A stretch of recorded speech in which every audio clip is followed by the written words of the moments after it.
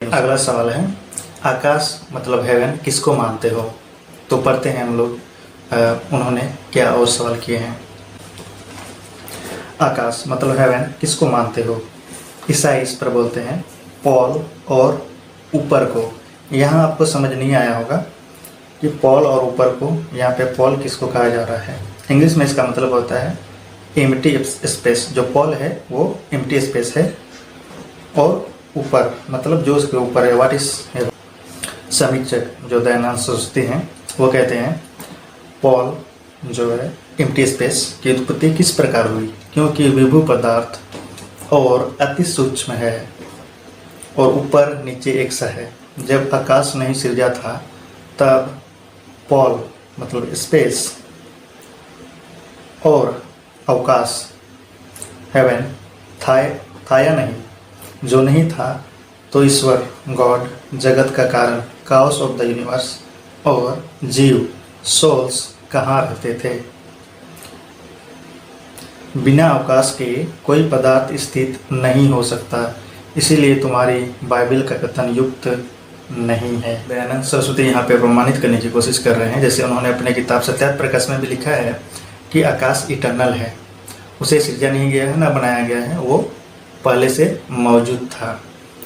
ईश्वर और जीव को भी रहने के लिए जगह चाहिए, इसीलिए आकाश पहले से था, तो ईश्वर और जीव आकाश में ही रहते थे, जैसे इन्होंने दावा किया है। इससे तो यही प्रतीत होता है। दयानंद सरस्वती अपना जो मत है वो वेद मत बताते हैं और लोगों से भी यही कह रहे हैं, खास करके जो शस्त्रार्थ हो रहा है और ईसाई से कह रहे हैं कि वेद मत स्वीकार करने के लिए। तो उनका जो मत है वेद मत, क्या वो वेद मत से मिलता है या वो खुद का अपना एक मत है जो वेद से नहीं मिलता है। हम लोग वेद पढ़ करके देखते हैं। क्या आकाश इटर्नल है? क्या वो पहले से था, पहले से मौजूद था? हम लोग वेद देखेंगे। ऋग्वेद मंडल 10 सूक्त 129 मंत्र संख्या 1। यहाँ पे क्या लिखा है हम लोग देखेंगे। यहाँ लिखा है, इस जगत के उत्पन्न होने से पूर्व न असत था न सत था न आकाश था, जो उससे भी परे है वह भी न था। यहाँ पे साफ लिखा है कि आकाश नहीं था। और ये जो भाष्य है, ये जो कमेंट्री है, ये आर्य समाजियों का ही है और ये उन्हीं के वेबसाइट में भी आप देख सकते हैं। ऋग्वेद मंडल 10 सूक्त 129 और मंत्र संख्या 1 में ही वहाँ पे लिखा हुआ है कि आकाश नहीं था, ना उससे जो ऊपर है वो भी नहीं थे, आपका ही है। और ये आप ऑनलाइन वेदonline.com जो वेबसाइट है आर्य समाजियों का, वहाँ जा कर के भी आप देख सकते हैं, क्योंकि ये दूसरे का भाष्य, दूसरे का कमेंट्री नहीं मानते हैं, इसीलिए ये उन्हीं का, ये जो भाष्य है उन्हीं की कमेंट्री है। और हमने उन्हीं के कमेंट्री में, उसी के भाष्य में हम लोग देखा कि आकाश नहीं था जी। और इसका अगर हम लोग इंग्लिश ट्रांसलेशन देखें जो डॉक्टर तुलसीराम ने किया है, जो आर्य समाजी ही हैं और उन्हीं ने बहुत जितने भी वेद हैं उन्होंने ट्रांसलेट इंग्लिश में किए हैं। तो वो क्या कहते हैं वो भी हम लोग देख लेते हैं।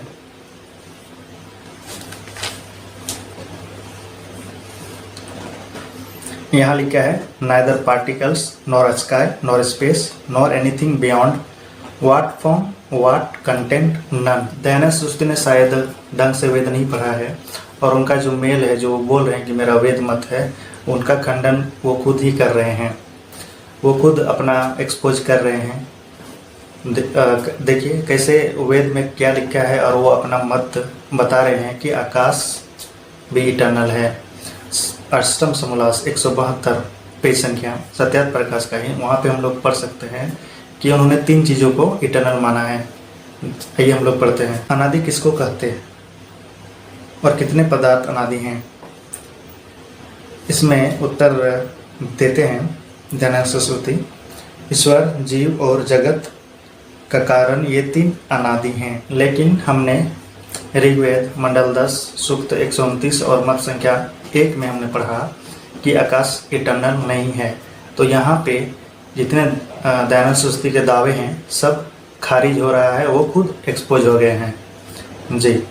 और हमने पढ़ा, हम लोगों ने देखा कि ना जगत इटर्नल है। जैसे इसी मंत्र में ही लिखा हुआ है कि जगत के उत्पन्न होने के पूर्व, मतलब जगत की भी उत्पत्ति हुई है, तो ये इटर्नल नहीं है। अब ये ईसाई ये इल्ज़ाम लगाता है कि सत्या प्रकाश में स्वामी दयानंद सरस्वती जी ने ये कहा है कि आकाश या आकाश तत्व या आकाश गंगा या वायुमंडल अजर अमर परम सत्य है और हमेशा से ही था। और ये ईसाई कहता है कि ये गलत है, क्योंकि ऋग्वेद में नासदीय सूक्त में लिखा गया है कि सृष्टि से पहले सिर्फ ईश्वर था, आकाश, वायुमंडल, आकाश तत्व या आकाश गंगा भी नहीं था। ये जो ईसाई होते हैं ये हम हिंदू दलित भाइयों और दलित भाइयों के साथ साथ वनवासियों का हक मारते हैं। अपना नाम नहीं बदलते, जाति नहीं बदलते, दिखाते नहीं है सेंसस में कि वो ईसाई हैं, और कास्ट सर्टिफिकेट दिखाकर वो लोग BE, ME, DE, MTech, BTech, MBA, DBA, DE कर लेते हैं, PhD कर लेते हैं, और फिर दिखाते हैं कि हम बहुत बुद्धिमान है, बल्कि उनका दिमाग वैसा ही है उस खाली बोतल की तरह, इस खाली बोतल की तरह खोखला। अरे पास्टर विकास सोरेन, सत्यार्थ प्रकाश का पूरा वो समोल्लास पढ़ जिसमें समीक्षक बनकर स्वामी दयानंद सरस्वती एक ईसाई पोप वाला या पादरी या राइसबैग के साथ शास्त्रार्थ कर रहा है। ईसाई कहते हैं कि उनका खुदा जीसू उर्फ जीसस क्राइस्ट उर्फ जेहोवा उर्फ होली स्पिरिट उर्फ होली घोस्ट 7वें आसमान पे रहता है। इसीलिए स्वामी दयानंद सरस्वती ने कहा जब सृष्टि हुआ नहीं था तब आसमान नहीं था, तो तुम्हारा खुदा था कहां, तुम्हारा जीसू था कहां, वो कौन से जगह पर अपना पिछवाड़ा रखकर बैठता था। इसीलिए स्वामी दयानंद सरस्वती ने कहा था कि सृष्टि से पहले आकाश था क्या। ये सवाल किया है ईसाइयों से। स्वामी दयानंद सरस्वती ये नहीं कह रहे हैं कि सृष्टि से पहले आकाश था या आकाश तत्व था या आकाश मंडल था या आकाश गंगा था या वायु था या वायुमंडल था। वो ये नहीं कह रहे, वो सवाल पूछ रहे हैं, ईसाई से सवाल पूछ रहे हैं, क्रॉस क्वेश्चन कर रहे हैं, इंटरोगेट कर रहे हैं कि सृष्टि से पहले आकाश कहां था, और अगर आकाश सृष्टि से पहले था तो किधर था आकाश, और अगर आकाश सृष्टि से पहले नहीं था तो तुम्हारा ईसाई खुदा बैठता किधर था, रहता किधर था। क्योंकि तुम तो कहते हो कि सृष्टि से पहले खुदा 7वें आसमान में यानी 7वें स्वर्ग में या 7वें आकाश में रहता था, तो सृष्टि से पहले आकाश आया कहां से, ये सवाल कर रहा है स्वामी दयानंद सरस्वती। वरना स्वामी दयानंद सरस्वती भी ऋग्वेद 10.129.1 नासदीय सूक्त का पहला मंत्र वो भी मानते थे कि आकाश सृष्टि से पहले नहीं था, वायुमंडल सृष्टि से पहले नहीं था, आकाश गंगा सृष्टि से पहले नहीं था, स्वर्ग ईश्वर से पहले सृष्टि से पहले नहीं था।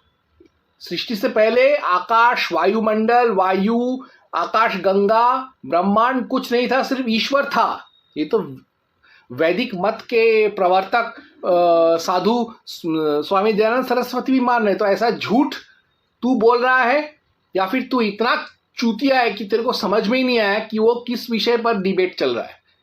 यही होता है जब हिंदुओं के कास्ट सर्टिफिकेट के बलबूते पर रिजर्वेशन नॉन हिंदू लेकर आगे बढ़ने की कोशिश करते हैं। तो सिर्फ किताबी ज्ञान होता है, अकल नहीं होता।